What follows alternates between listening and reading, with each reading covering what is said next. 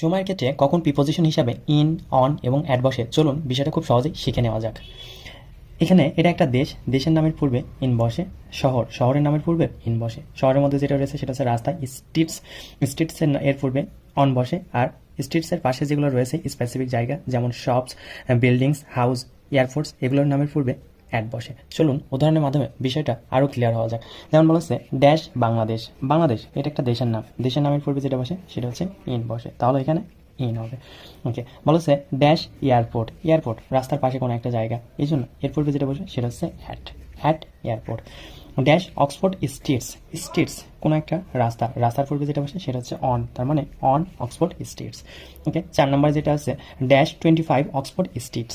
ওকে, এখানে স্ট্রিট আছে, তবে স্ট্রিটসকে স্পেসিফিক করা হয়েছে 25 দ্বারা, তার মানে এখানে যেটা বসে সেটা হচ্ছে অ্যাট। তো সুপ্রিয় শিক্ষার্থী বন্ধুরা, 5 নম্বর যেটা আছে ড্যাশ প্যারিস। প্যারিস, প্যারিস একটা শহরের নাম, তাহলে এখানে কি